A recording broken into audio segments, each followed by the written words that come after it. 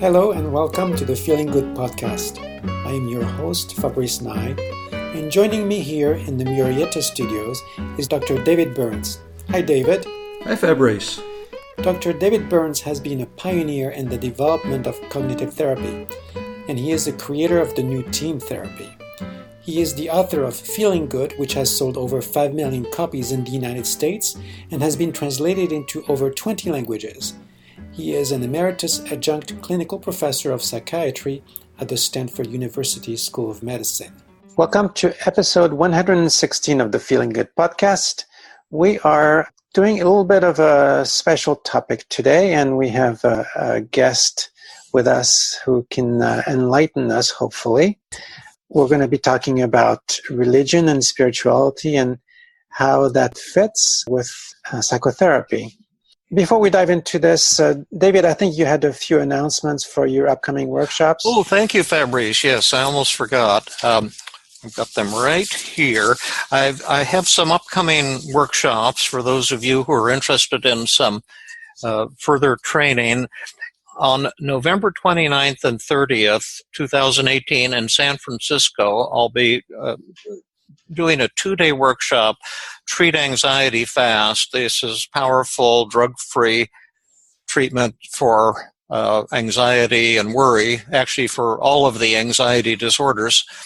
It will be repeated December 3 and 4 in Portland, Oregon, and the one in Portland will be live streaming as well as in person, so you can attend this one on December 3 or 4, 2018 from anywhere in the world. Now, this is sponsored by PESI, and if you want to register... PESI, right? Yeah, PESI. You go to their website or just call 800-844-8260. That's 800-844-8260. Mike remembers this workshop and has watched, I think, the video of it many times from once I did it up in Canada. It's one of my better workshops, and what'll be really cool this time is I'll be doing at both locations a live demonstration in the evening of a volunteer from the audience who has been struggling with some form of anxiety. The live demos really bring the workshop to life, and you'll learn at least 10 or 20 or more new techniques for treating anxiety, not just exposure, but all kinds of tremendous methods. And then in December, I'll be at the Brief Therapy Conference here in Anaheim, California, sponsored by the fabulous Milton Erickson Foundation from Scottsdale, Arizona. They put on the Evolution Conference every 3 or 4 years, which is the greatest psychotherapy conference in the world. And then every year they do a tremendous brief therapy conference. This year it will be in Burlingame, California from December 6 to 9, 2018. And I'll be giving 3 presentations. I'll be giving a keynote address, just an hour address on overcoming therapeutic resistance for much faster, better outcomes. And that'll be Sunday, December 9th from 2:30 to 3:30. Then I'm going to do a 2-hour workshop with my beloved and fabulous colleague, Dr. Jill Levitt. We're going to do a live demonstration on Friday, December 7th, 2018 from 10:45 in the morning to 12:45. And we're going to, again, get a volunteer from the conference, and we're going to attempt, we can't guarantee, but we're going to attempt to complete a course of psychotherapy in that single session. And at the very least, you'll see a dramatic and inspiring example of how TEAM-CBT works. And then finally, I'm going to give a so-called Great Dialogues talk for an hour with Jeff Zeig, who's the head of the Erickson Foundation, and he's a fabulous hypnotherapist, and we'll be talking about addictions and the important role of resistance in addictions, and also the concept of nonlinear recovery. Nonlinear meaning you recover all of a sudden rather than chipping away at things over, weeks, months, years, or decades. Right, so I hope to see you at one of those. Yes, thank you, David. Today we've had a people over time who've asked us about how what we do here fits within their spirituality or religiosity. Is it okay, David, if I read one of the comments you got on your blog as a way of introduction? Absolutely. This is from Elizabeth, who praises your podcast, and she also said, I'd be very interested in an episode on religious scrupulosity. It is difficult for me to do exposure because I believe my eternal salvation is on the line. It is also very difficult to find a therapist who is in my religion that does TEAM-CBT, and I feel like they won't understand my anxiety if they aren't in my religion, because the anxiety is all about my religion. Any help would be wonderful.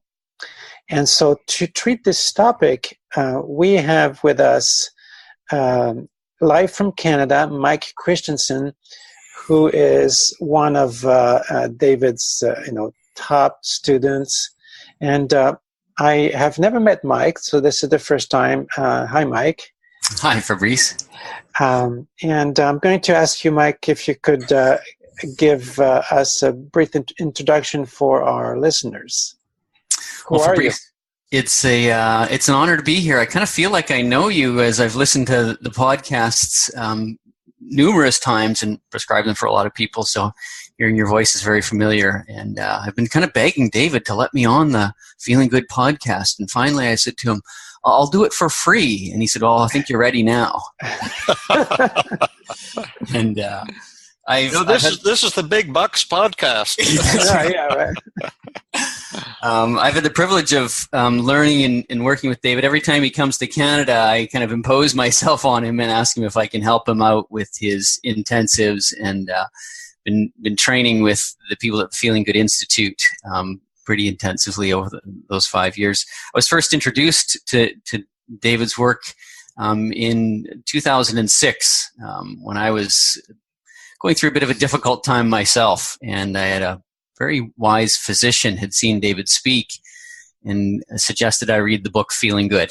And it was just real powerful for me. I have a background in, kind of grew up in the church and have a background. My undergraduate degree is in theology with kind of a focus in Christian ministry, youth, and counseling, and was just feeling very stuck at one point in my life. I thought, people would say, oh, don't be anxious, and you don't need to worry. And my question was always, well, how do I do that, right? Show me ways to do that. And when I read Feeling Good, it was like the light bulbs came on in a lot of different areas. There was actually skills and tools to explore, and it fit very well with my upbringing, with my worldview, with my understanding of spirituality and how God works. And so I decided when I made a shift and got into this work, boy, this really was something that would be ideal for me. And as I've learned more and more, that belief continues to grow. It, I think, has actually strengthened my faith, utilizing the techniques. And so I'm excited to be here and looking at this topic. And you may want to say which religion you belong to. Oh, yeah. I grew up in the Christian religion, so fairly conservative, I would say, Christian religion, and I've had a number of different backgrounds. My dad grew up in the Baptist church, and my mom's more of a charismatic, and I had my kids going to Catholic school, and gone to a number of different kind of Pentecostal. Okay, so kind of broad range Christian, huh? Yeah, so kind of a variety of experiences in my background. Certainly, I wouldn't consider myself a theologian or an expert, but have tried to apply. The only theologian here is David. He knows everything about religion. No, I don't, but I'm a good bullshitter. At any rate, I wanted to make a couple comments before we have Mike dive in. First, it's a delight to have you on the show, Mike. You've been a wonderful friend, and you're evolved into a fantastic therapist and teacher, and we'll give you contact information for Mike at the end of the show if you want to contact him about therapy if you're in Canada, or training if you're anywhere in the world. But Mike was actually a minister at one time, so he brings particular expertise in Christianity. I was supposed to be a minister. My father was a minister, but I kind of rebelled from that destiny at a certain point when I was older teenager. But the goal of our podcast is not just to talk about Christianity, but to raise the question, is TEAM-CBT or good psychotherapy incompatible with religion? Because I know my father was extremely negative on psychiatry, and he thought that somehow treatment by a mental health professional was inconsistent with, in our case, the Lutheran religion, because that means the humans are responsible for their own salvation, which he found was a very offensive comment.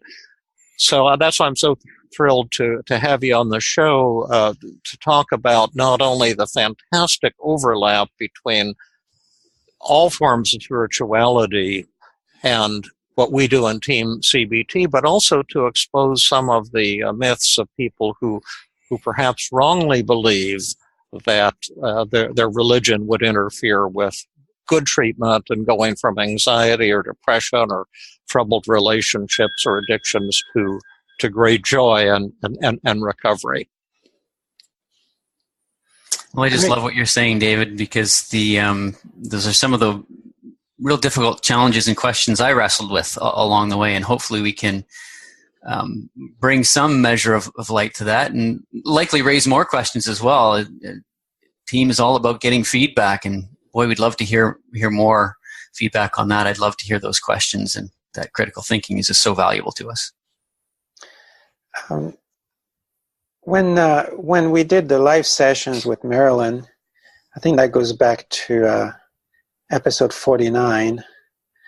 We'll link to that in the show notes, and those of you who want the show notes can register on my website, feelinggood.com, and then you not only get the notifications of every Feeling Good podcast, but we typically, I put a lot of work into the show notes with supplemental material and links, and we can link to that session with Marilyn. Thank you, Fabrice, for that great reminder. And so Marilyn was also having some struggle with her own religiosity.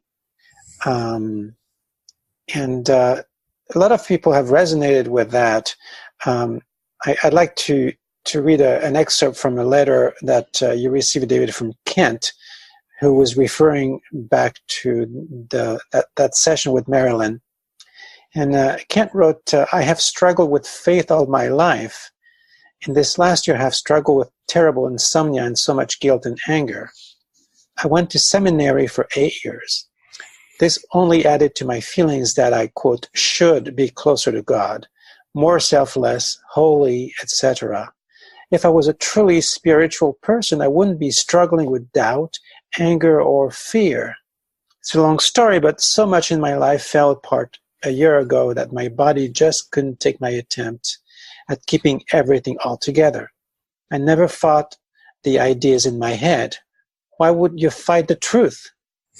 Because of you, I'm starting to see distortions for what they are, lies that look and feel so real. I looked up a picture of you and David Burns, you meaning Marilyn, last night to get the correct spelling of your name. I just wanted you to know that you are etched in my mind now as a spiritual warrior. So beautiful note. So Mike, there's a number of people like that who feel like, gee, psychotherapy, I'm not doing spiritual work with that. It's going against my faith. Like you said, I can't to bring my own salvation. This is supposed to come from grace. So, what would you have to say to that? Well, certainly, as I was reading and listening to Kent's story, there's just so much that resonated with me. It felt very familiar, like a lot of my same journey. And I think that's where, for me, the cognitive distortions have been so powerful, and it sounds like Kent has really been, drawing from those as well. From the kind of Christian spiritual perspective, the father of lies, the evil one, right? If we want to use kind of spiritual terms, or Satan, he'll do anything he can to twist our thinking, to cause suffering in our mood, in our relationships, anything to make things, terrible for us, really, and even use our own spirituality to do that. Right. And I think that's where sometimes we can get caught up in kind of this, the truth in some ways kind of blinding us almost, right? We get into this all or nothing thinking. We get into, labeling and self-blame. And that's where, when we look at the distortions, if we take a, particular thought and say, okay, is this distorted? It's like bringing the truth to it, actually bringing it to the light, and then getting freedom from that kind of that darkness.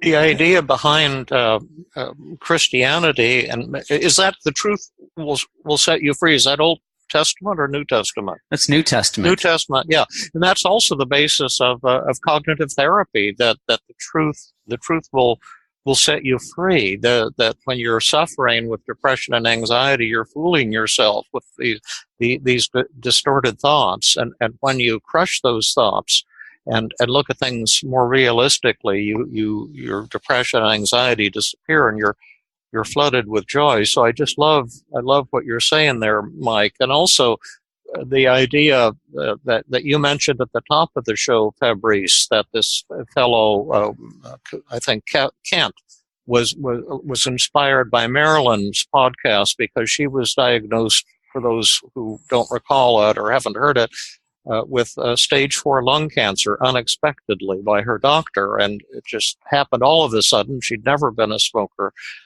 And she was tremendously upset and guilty and ashamed, because she was losing her belief in God and her belief in the afterlife, and was telling herself, I should have my religious beliefs, and she was condemning herself for having lost her faith. But the loss of faith is an inherently mystical or spiritual concept, and if you look at the Christian mystics and the Buddhist mystics, they talk about the dark night of the soul. The idea that you have to go into the darkness, which is what depression is, and lose all of your faith as a step toward enlightenment or salvation. And I think from the Christian point of view, even, Christ's death was his greatest triumph. But when he was on the cross, my father used to preach on Good Friday the things that Jesus said, on the cross. And again, I don't want to turn people off for this sounding, overly religious or something, because we're talking. Well, this is what this podcast is about. But. Well, that's right, and the spiritual concepts. And on the cross, Jesus said, my God, why have you forsaken me?" And to me, that is the ultimate loss of faith. Even Jesus lost his faith. And one of the beautiful things about the podcast with Marilyns is people of religious beliefs who have heard that podcast and heard her talking about her loss of faith, and how she was condemning herself, and then how she was transformed in that podcast from great despair and anger and rage and shame and depression to incredible joy, even laughter, have said that they see Marilyns as a tremendous religious hero, spiritual hero for them, and yet she was seeing herself in the exact opposite way, which is is a beautiful paradox to see that, and that sometimes when you feel you've lost your soul, you've lost your belief. And you're genuinely confessing that and sharing that, it paradoxically creates a tremendous bond with others. I'm babbling, so we'll shut up and let Mike explain all of this. Well, there's certainly that paradox that you talk about, David. He who seeks to save his life will lose it, but he who gives up his life, then receives that salvation, right? There's that letting go of trying to save yourself, in a sense, right? Yeah. and that humility, that, you know, letting go of the ego in a way, if we want to kind of use those terms, when we're telling ourselves, I should, then it's kind of like I have to be the one taking care of my own salvation, right? Yeah. Instead of actually saying, you know what, I can just let this go. That's actually not my job. That's God's job. He did that already, right? From the Christian perspective, Jesus did that on the cross for us. I don't need to die for him. He's already done that for me. I need to let go and allow him to do that. And I think that's the basis of the Christian concept of Christianity. What part of not Christianity, but forgiveness and communion of sin. Absolutely.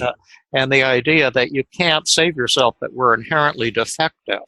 You know, Christians call it original sin. The Jewish, if you read the Jewish Holy Scriptures, it's all about Genesis, Exodus, Leviticus, Numbers, Deuteronomy, all about how horrible human beings are. And eventually God got so pissed off, that's the first line of one of those Old Testament statements, that he killed everyone off with the flood and started all over with Noah. But it's simply a statement of the inherent evil or brokenness that's in human beings. And part of the idea behind TEAM-CBT or cognitive therapy or Buddhism is that we're all pretty incredibly flawed, and your salvation comes through acceptance of that. And that's the death of the ego, according to Buddhism, but it's also the death and rebirth, according to Christianity, that you don't come to full life, until you've died. Your death is your rebirth. And Holy Communion, you accept the fact that you're very flawed, you're very sinful, and you let go of it. You don't carry it around, and you move forward with faith, with joy, with love for others, and with respect for yourself. And that's also a Buddhist idea. There's all kinds of Buddhist proverbs about, you know, letting go of all of this, you know, mental tyranny that we impose on ourselves because we think we're not good enough. Now, I'd like to bring up a point that I believe is a sticky point for some of our listeners. In what I would call the desert religions, you know, Judaism, Christianity, and Islam, the great monotheistic religion, which are based on the scriptures we're familiar with.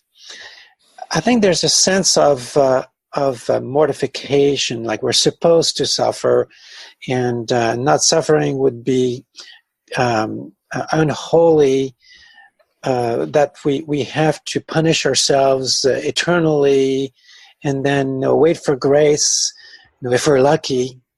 And so it seems that psychotherapy goes against that idea that we need to suffer. What would you say to that, Mike? That's a great one. And I guess it comes down to, you know, if we're thinking from the cognitive perspective, how do you view that suffering? What's your perspective on it? If you view that suffering as a good thing, then in some senses you feel good about it, right? Yeah, exactly. So is that bad? Look at my forbearance. I'm suffering. So good. Yeah. And so that comes down to me, when we're working with psychotherapy, that comes down to an agenda setting item. Do they actually want help with that suffering? Yeah. Or do they want to continue in it? Yeah. Right. There's some that will, you know, give away all of their funds and live very, very meager lives, and donate all of their, you know, earnings to helping the poor. And I say, wow, certainly they're suffering in some senses, but they're also contributing powerfully and meaningfully. And so there's great depth for them. Would they want help with that? You know, maybe if we were all more like that, then we'd have a better world to live in. Does that answer your question? Well, what I'm hearing from you is, again, bringing us back to the model, agenda setting is crucial, and you can't help people beyond the help they're willing to receive. And sometimes it's unconscious. They may show up in your office or in your video sessions saying, I want help, but they don't really want help. And you have to be able to figure that out.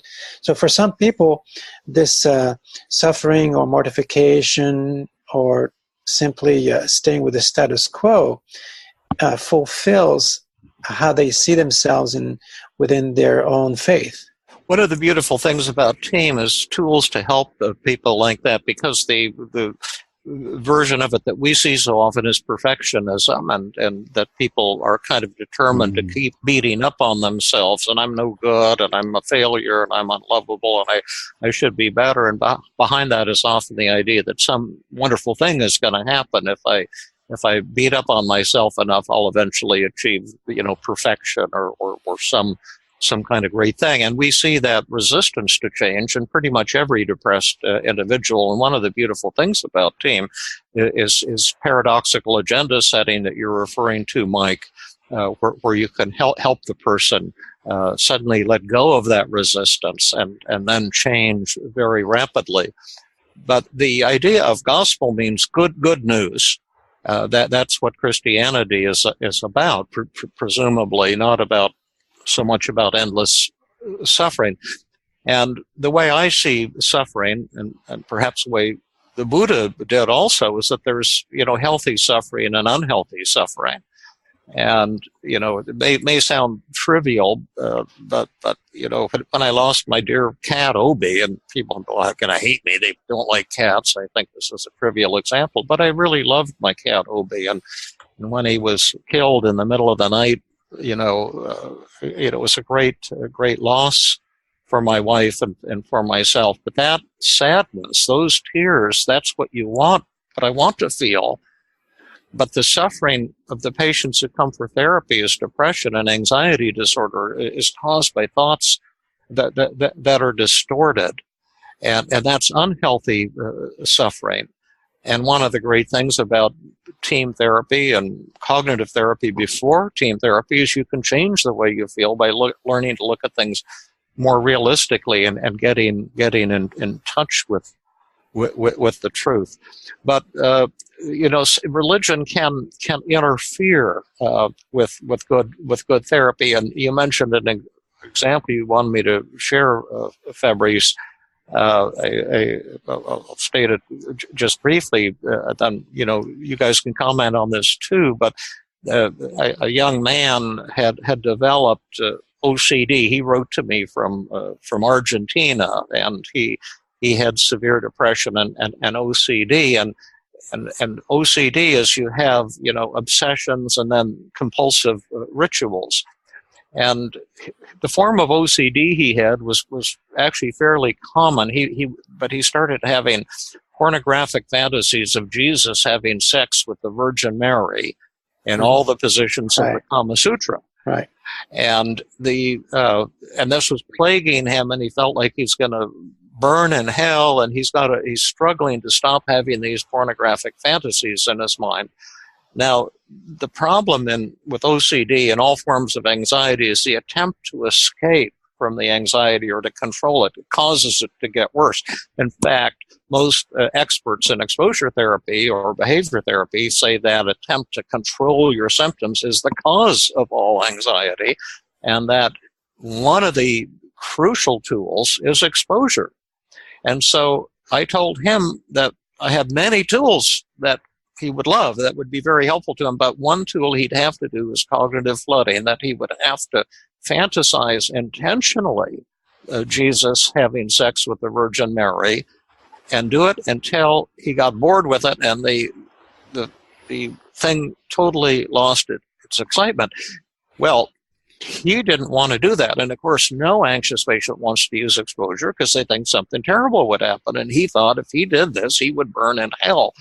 So I told him, why don't you check with your religious experts? And I'm not an expert in Catholicism, but I know some Catholics, and I'll check with them and find out what they think. And I had a friend who was fairly prominent in the Catholic Church, and he actually asked some prominent Catholic theologians, would it be proper for a young Catholic lad to intentionally have pornographic fantasies of Jesus having sex with the Virgin Mary if that was necessary for treatment? And he kindly got several of these people together for a half a day to debate the topic, and they came back with the conclusion that it is okay if the goal is healing rather than entertainment. And so with that, I conveyed this message to young Pedro, who was struggling with this, and said, and you have to check with your own experts as well. But if you're working with me, this would be mandatory. It's not an option. You would have to do this because this is what's required for good treatment. Mike will now say something wise. Well, I think the keys for me in what you did there was you were honoring still his religious convictions by seeking out the experts, right? And at the same time, being very clear about what it would take to get there. I mean, the issue was not that he believed that it was good to have pornographic, thoughts of Jesus and Virgin Mary. He actually thought it was wrong. It was matching with his moral convictions.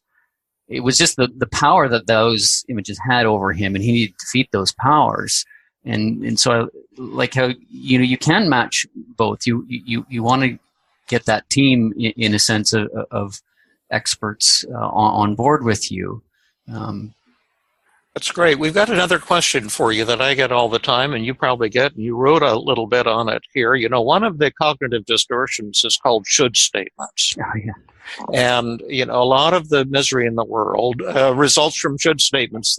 The feminist psychiatrist Karen Horney emphasized that. She was born in the 1890s and was teaching in the mid 1900s. And then Albert Ellis in New York took up with the idea of that shoulds. We do shoulds against ourselves, creates guilt and shame and anxiety and worthlessness. We direct shoulds toward others. It creates blame and anger and rage. And he emphasized the irrationality of these should statements. And yet some people have said, well, then, your TEAM-CBT is anti-religious because you're taking people's should statements away from them, but shoulds is a very heart of the Ten Commandments. And what's your comment on that one, Mike? Yeah, I love that one because it's something that I was very trapped in at one time, very caught up in the should statements. And as you said, David, there's kind of three criteria for an appropriate should statement. One is a law of nature, right, like gravity. One is a legal law. Just so people understand that if I drop my pen now, it should fall, and it did. Should fall. Yeah. That's a valid should. That's the laws of the universe should. A second should is a legal should. If I drive down Main Street at 100 miles an hour and the speed limit's only 30, then I should get a ticket and have to pay a fine. And that's the legal should. That's also a valid use of the word should. You should not break laws and murder people and speed down the highway because you'll get arrested. It's against the law. And many of the laws are based on a number of the Ten Commandments, right? Well, that's the third should. And the third should is the moral should. And this is the one where it tends to get a little sticky for some people. Say, well, isn't that a moral should? Right? And so then we have to do a little bit of evaluating. And often we can draw in some of our other techniques with that. But when I hear it regarding kind of, religious convictions from Christianity, I often think, Jesus had some fascinating teaching. One of the things that bothered him the most was how religious leaders would impose these excessive shoulds on the people of the day, right? And that made him very upset and angry. And they were challenging him one day, and his response to that was, well, what are the two most important commandments? Was love God and love each other. Well, the first one is, love God. We talked kind of about that already. Set your ego aside, right? And the second is, love each other. And then all the other commands get kind of filtered through these. The rest of them have, in many ways, some,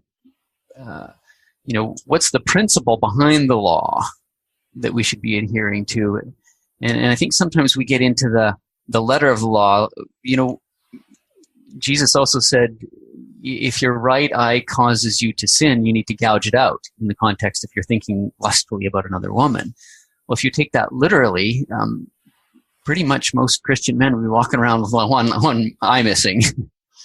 And so what's the principle behind that law, right? The principle behind the law is, you know, have respect for women, right? Don't be using them for your own pleasure. And so this kind of should statement, sometimes we get caught up in getting into the letter of the law as it's written, rather than what is the spirit of the law there? Let's have a look at this. Maybe we can do a little bit of shades of gray, a little bit of be specific with that, and explore. To come back to how you started on this, those are beautiful things that you're saying. But just to polish that off from an intellectual point of view, you had mentioned two valid uses of the should: the laws of the universe should, and the legal should. And then the third valid use of the word should is the Ten Commandments, the moral should. And if you say, you know, thou shalt not covet thy neighbor's wife, or his manservant, or whatever the Ten Commandments, those are valid uses of the word should. And so we're not challenging any of that in TEAM-CBT or cognitive therapy, or probably in any other form of psychotherapy. However, the people who come to us who are suffering with should statements, it's not in those three categories. It's an invalid use of the word should.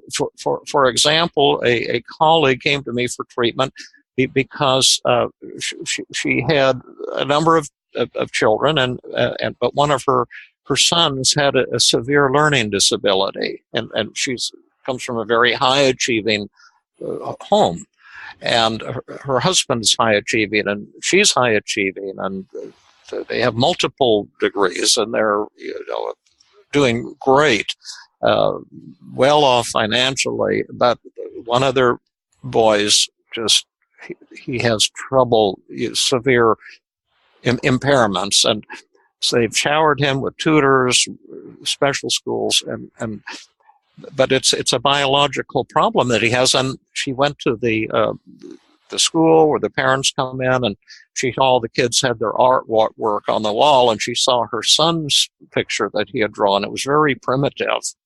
It was not in the same category as the other children, and she saw it and she felt ashamed of her son. And then she was beating up on herself and came to me for help because she was saying, I should not feel ashamed. Do you see? And that's the kind of should that causes tremendous suffering. That's not a legal should. It's not illegal to feel ashamed of your children. It's not a moral should. It's not a laws of the universe should. And the idea, if you take a Christian perspective, is to let go of beating up on yourself. It's okay. All parents at times feel frustrated with their children, angry with their children, ashamed with their children, and accept that and let it go. And that, so the religious thing here is to let go of these shoulds that cause suffering. There's a Buddhist parable about that. And do we have to reload the timer here, Fabrice? No, don't worry. Okay. Well, I'd like to play devil's advocate, if you don't mind. Sure.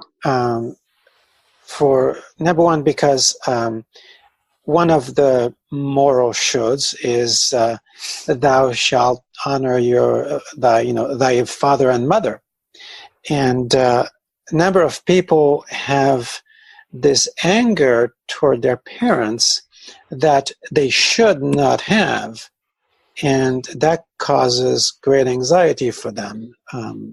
This is often the basis for something you call the hidden emotion. Mm-hmm. And they may say, oh, no, this is the fourth commandment, and I cannot be angry at my father or my mother. And yet that causes suffering for them. That's the same as the example I just gave, that when you start censoring yourselves and say, I'm not allowed to be human, and there are certain feelings I'm not allowed to have, that's not a moral should, that's not a laws of the universe should, it's not a legal should. And we can I disagree with you, David. I disagree with you. Okay, I think that if I'm angry at my father, I'm violating the fourth commandment. Well, then if someone wants to take that position, and then as a therapist, I would say that you have every right to condemn yourself for your anger toward your father. Is there anything that you'd want my help with? Okay, so what you're saying is that there's nothing wrong with having this type of anxiety. Well, part of the way I see myself as a therapist, and this is another, I think, spiritual principle, is that it's not my job to cause people to be one way or another. I don't see myself as an evangelist, which is a kind of a egotistical thing, but to rather to say to somebody, I really care about you, and if your anger toward your father is getting in the way, there are some things I can do to help you with that, and to help you with the shame that you feel. But if this isn't something that you want help with, God bless you, and if there's anything else I can help you with, I'd be pleased to do it. I don't see myself as needing to straighten people out according to my own beliefs or what works for me. Right. I would like to introduce maybe a deviation from the way you present the valid shoulds. And I'm sure you're going to disagree with me, but I think that this is what this podcast is about. I think there's no such thing as a should, period, end of discussion. And I'll explain why. You mentioned the law of nature should. Well, it's not a should, it's just an is. I notice that when I drop a pen, it seems to go toward the center of the earth. That's what it is. It's not like it should be this way, it just is this way. And the legal shoulds, those are not shoulds. It's just, I know that if I break the law, chances are I'm going to get caught. And if I get caught, chances are I'm going to be punished. I may choose to break the law nonetheless. And the consequences will be mine. But I can make that choice. There's no should in terms of I'm supposed to act one way or the other. And it's kind of the same thing for the moral shoulds, which are a different kind of laws. So when I hear the word should, and even when I hear in my own speech, I notice, I must be off base here. So that is my view on the shoulds. That's a beautiful way too. That's an escape, and that's kind of what Jesus said. Let's focus on, love yourself, love the people that you're with. Jesus actually said that in the Sermon on the Mount, Fabrice, nearly 2,000 years ago. And the odd thing about it, he was quoting you. But I've been around a long time. Yeah. Even as you're doing that, Fabrice, there's a semantic technique that you're applying in that sense, right? Changing that should into an is. Yeah. And even regarding your question about anger with parents, I have to completely agree with David that this is an agenda setting challenge here, and my experience is when we go through the agenda setting, they say I'm angry. Well, what's the upsetting event? I'm angry with my parents. Would you like to get rid of that anger? Let's look at all the good reasons, all the beautiful things that your anger says about you. Are you sure you'd want to get rid of that before we move any further? And then you may get into some kind of examine the evidence and exploring their understanding of what that commandment means and understanding of anger. As well as if you're ashamed about your anger, what does the shame show about you that's beautiful and awesome? Maybe that's not something you'd want to give up. And that's why I think that the team is such a beautiful way of working with therapeutic resistance, can melt it away the vast majority of the time and open the door to change and love and joy. I think my only bottom line in this podcast is that what I do with patients has never once, I've had nearly 40,000 therapy sessions, and never once has recovery been inconsistent with anyone's religious belief, whether they're Jewish, Christian, Muslim. Even atheists have strong value system. kind of spiritual value system. Everybody has it. And when you recover from depression, from anxiety, from conflicted, hateful relationships, every time the person's personal philosophy, personal spirituality has been deepened and never threatened. Never in my experience. Has that been yours also, Fabrice? Yeah, I mean, I work with a lot of people who have strong faith, and I actually use that in the therapy because it's completely applicable. I never found that this came into conflict with the various methods and techniques in the team model, for sure. Beautiful. To give a quick, brief example, the Christian concept of forgiveness of sin is identical to my concept of the acceptance paradox, as well as the Buddhist concept of acceptance 2,500 years ago. You're just putting different words on it. The idea is letting go and waking up from the trance of suffering that you're in. Wake up to the joys of being alive, and giving tools to people to do that. So it's not just something you heard on a podcast or read about in the Bible or something like that.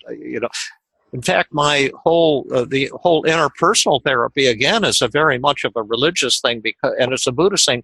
The interpersonal therapy we do is giving up blame and looking at your own role in the problem and discovering that you've been causing the very problem you've been complaining about and angry about, and giving you the tools to stop creating that conflict and develop a loving relationship.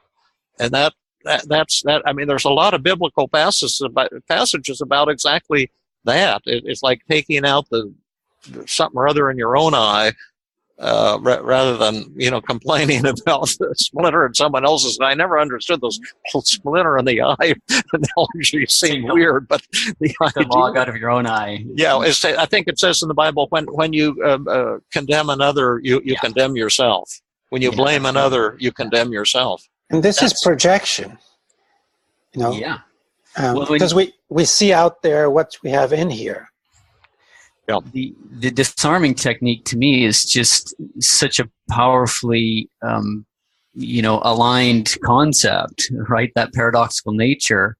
To me, it really embodies the whole idea of forgiveness and repentance. Yeah. Okay. That's right. In fact, a Catholic priest attended one of my early workshops when I was teaching the 5 secrets of effective communication. And he said the thing that I call the disarming technique, which is to agree with the criticism, that to agree was the original translation of the Aramaic word or whatever it was I think it was for confession of sin or forgiveness or something like that. He said it actually means to agree with.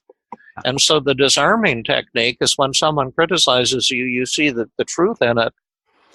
And that causes the death of the ego sometimes, but a joyous death because it connects you with that other person. And that's a spiritual idea. And then that was mistranslated, and the Christian religion became confession of sin, whereas the actual meaning is to agree with. Well, really, the whole idea of repentance is, if I'm in disagreement with you, David, we're face to face in disagreement, we're arguing with each other. Whereas if I agree with you, I stand beside you, I say, oh, you know what, you were right, I wasn't listening to you, I wasn't hearing you. Now I've made a 180-degree turn, and now we're facing in the same direction. And repentance is not only saying what I've done wrong, but changing my direction 180 degrees and going the opposite direction. Right. And that's essentially what the disarming technique is saying, you know what, you were right, I was wrong, I want to stand with you. Tell me more about how I've hurt you, acknowledging it. Right. But for some reason, humans can't get it. And that's why we've had religions for thousands of years attempting using this symbolism or that symbolism to teach people these basic concepts of death and rebirth, and rather than arguing and defending oneself. And we see it too when we do therapy. One of the hardest parts of therapy is interpersonal therapy, or even training therapists to use the 5 secrets of effective communication, because it goes against human nature of fighting, arguing, defending oneself, being adversarial. And if we look at the world today, being adversarial is probably as powerful as it's been for 50,000 years. We keep wanting to kill rather than to develop loving relationships. I couldn't agree with you more, David. I think, and this is me speaking to myself here, but I think the biggest challenge for the church today, the Christian church, the biggest error we make is our arrogance. Yeah. And that's me looking in the mirror. Boy, that one gets me. That's to me, that's the one that the enemy gets us with. He sucks us in and drives us down, and we get caught up in that. And you can see it. We tend to be so bent on kind of pushing our truth rather than loving and drawing people in, taking care of each other. And then certainly there's, that's a bit of a blanket statement. There's wonderful, amazing, remarkable, giving people in churches all over, and they are looking themselves in the mirror. But at the same time, as a collective, boy, I think we have a long way to go. That's one of my reasons. My bone of contention with religion. It's a very painful one. I saw it in my father, and I see it in religions today. It's trying to impose our will on other people. That there's so much ugliness in the name of religion. The wars, the worst wars. Even now, the wars seem to be fought in the names of religion. And the Christians are saying that the Muslims are no good, and they're saying that the Jews and the Christians are no good. And this kind of thing seems to be going on for thousands of years. And people, as humans, we seem addicted to the dark side. And what religion has tried unsuccessfully to do is the same thing that we're trying to do in psychotherapy. I would say that team therapy is nothing but a series of secular techniques that I've developed and others have developed to bring about religious conversion or enlightenment. But it's without the trappings of the rituals of religion. It's secular and it's based on science. Well, I'd like to add something to this, because enlightenment is a term that we sort of inherited from Eastern religions, in particular Buddhism, and we've been sort of centered around the monotheistic religions here. So, I think people who are not Jewish or Christian or Muslim may have turned off their podcast by now, because they feel like their particular type of dogma, or as the Buddhists would call it, dharma, is not being addressed. If we look at Buddhism, which you've mentioned a number of times already, David, the fundamental starting point from Buddhism is suffering. The Buddha, before he became the Buddha, noticed that people were subjected to aging, illness, and death. And that was inescapable. And he felt like this was something that he needed to look into. And that's what led him to his own spiritual search and his own enlightenment. And what he found was that pain is inherent in life, but suffering isn't. Suffering is optional. And the difference between pain and suffering is that, maybe I'll cut my finger, maybe I'll be sick, maybe I'll be cold and homeless. Those are all painful events, but they do not warrant suffering. Suffering happens when I go into resistance with what's happening to me. Or, I love that. Or even just fantasize about what might be happening to me, when in the moment nothing bad is happening. And what he, meaning the Buddha, started to teach was that the way out of suffering became what is now known as the Eightfold Path. And different Buddhist strain have different ways to call it, but and those are the Buddhist version of the Ten Commandments. Oh, I see. That's cool. However, there's a big difference between the Eightfold Path and the Ten Commandments in the way we see them today. The Ten Commandments are, as you were putting them, absolute shoulds.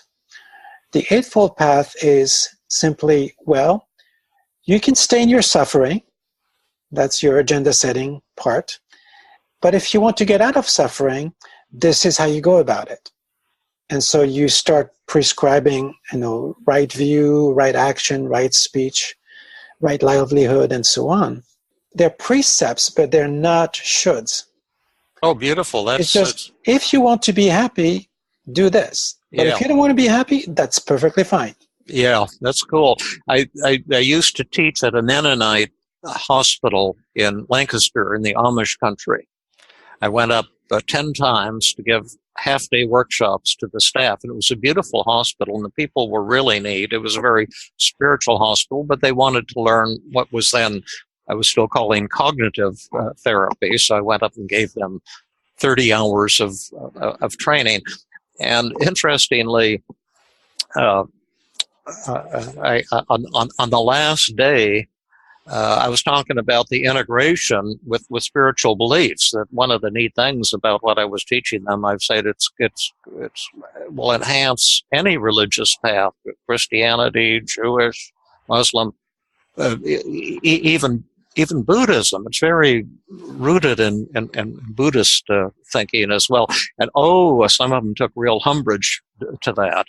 And that's the sad thing about religion sometimes is people get so rigid and they're thinking, they were thinking like Buddhism was like the devil. And then they told me that every time I came to teach there was a radio show being broadcast simultaneous on Saturday between 9 and 12 when I was teaching at this hospital.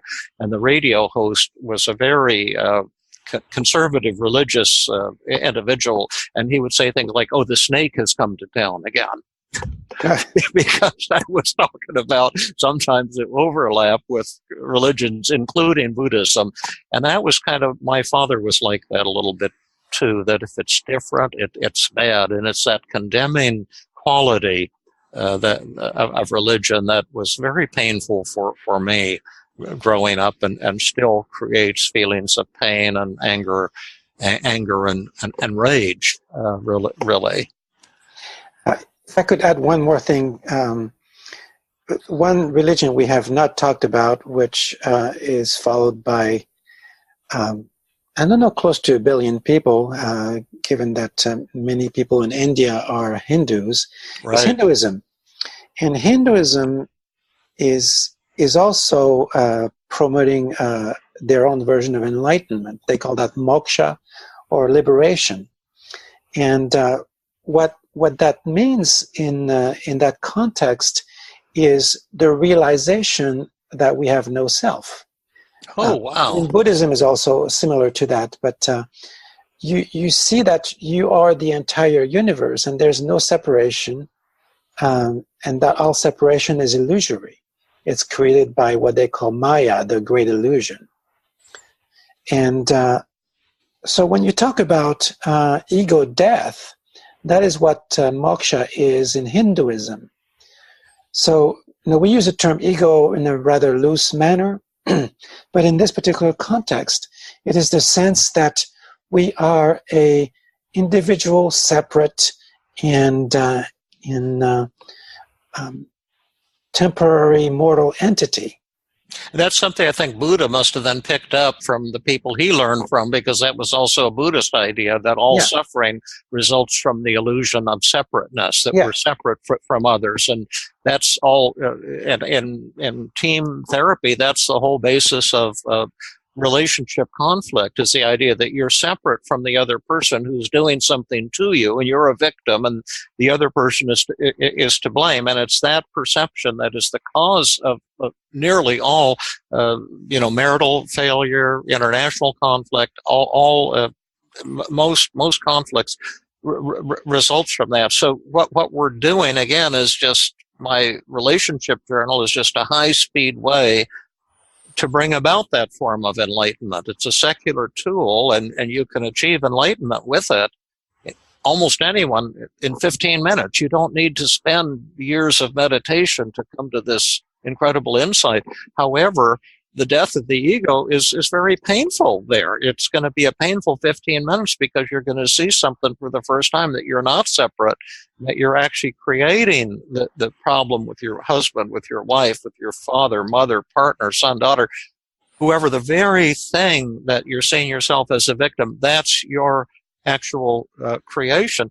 And the great thing is we have tools to help you stop doing that, so you can develop love and joy rather than hatred and blame and separation. But yes, I've just been creating secular tools to take what you're showing us, Fabrice, as ancient ideas, and turn them into emotional and interpersonal reality if the person wants to do that. But gosh, it's really tough for people to give up these illusions. Yeah. Is that one value or characteristic that seems to flow through all of them, and that is we all have this real high value on humility, right? Yeah.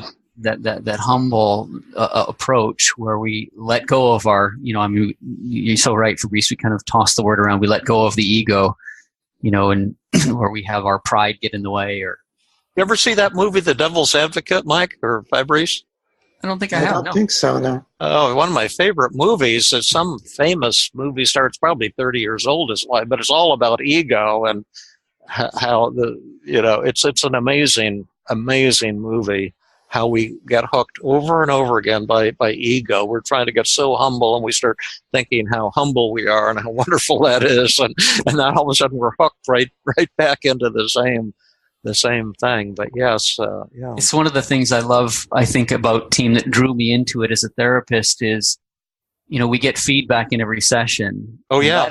That's humbling. Right? Yeah. I recognize, and I have to let go of my need to help. I have to let go of my need to be, right, and to be an expert, and to rescue and save. And yet it also appeals to that side of me that, that's a huge basis of my faith, right? Yeah. Is that humility, and what a gift that is as a therapist, to not only be delivering that with people and modeling it, but also learning it in my own life.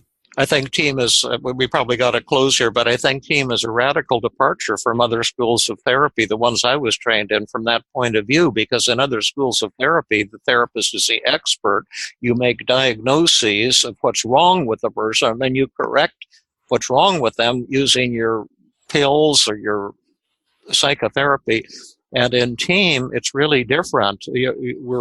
I'm working for the patient on what he or she wants help with, and it's an equal relationship. Yes, I have skills and tools, but I'm working for the patient. The patient is boss, and I'm not trying to impose my own values and worldview on the patient or tell patients what they should or shouldn't do. And that's been a tremendous relief for me as a therapist to develop that understanding, that approach. It's been liberating. It makes me very helpless as a therapist because I'm not trying to control the patient anymore. And paradoxically, it makes me far more powerful as a therapist. On this word, I think that this will conclude our podcast episode. Almost. We have to find out how to get a hold of Mike. Yes. Mike, you could give us a little bit of info on where you are and how people can reach you. And we'll put that in the show notes, of course. Awesome. Yeah, the quick promo, the best way to get a hold of me is through the Feeling Good Institute. I offer online therapy to people in Canada, and they can access it through the Feeling Good Institute. And as well, I do a 12-week introductory course 3 times a year. My next round will be starting in January. Or you can certainly email me, mike@feelinggoodinstitute.com. Great. Mike at Feeling Good Institute, that's one word with 2 G's in the middle, Mike at feelinggoodinstitute.com, and people can contact you if they want treatment and they're anywhere in Canada. They can contact you if you're anywhere in the world and you'd like to get some individual training and tutoring from Mike, who I can tell you is one of our great TEAM-CBT teachers, as well as sign up for your next 12-week introductory class in how to do TEAM-CBT. And to our listeners, I know that we only scratched the surface here. I invite people to write and send questions and comments. We'll probably address those in future Ask David episodes. Also, if you'd like to support our podcast, please do leave a 5-star review on Apple iTunes. Forward links to your friends. If you have a blog or a podcast yourself, please talk about us. Yeah, try to spread the word. We are not experts in social networking, but we'd really like to build our audience, and you're kind of our only sales force at the moment. So if you have friends who you think might be interested in mental health and in the Feeling Good podcast and TEAM-CBT and personal issues, and you recommend our podcast to them, we'd be totally thrilled and grateful. Well, except that we're not selling anything. This is all given out for free. Right. This is an attempt to have people have access to the model you developed, David, and not it be restricted to the few people who can attend your Tuesday groups in Northern California. That's right. A lot of people have read my book, Feeling Good, and have benefited, gotten over their depression. And this is like a kind of a verbal version of that, but with all the up-to-date techniques. And this is for therapists and for the general public alike. And Mike, I really want to thank you for joining us today. You've really brought a very unique touch to our podcast. So I'm sure you'll get lots of very positive comments from our audience. It's been an absolute pleasure, Fabrice, an honor to be here. And David, of course, you know how much I just love working together with you. The feeling is mutual, Mike. All right. Well, thank you, everyone. This has been another episode of the Feeling Good podcast.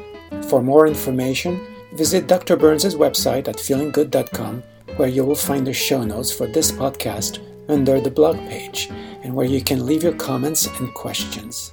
The website has an abundance of resources for therapists as well as non-therapists, including books, workshops, a list of online training groups around the world, and much more. Theme music is Gypsy Jazz in Paris, 1935, composed and performed by Brett Van Donzel. I am your host, Fabrice and I invite you to join us next time for another episode of the Feeling Good podcast.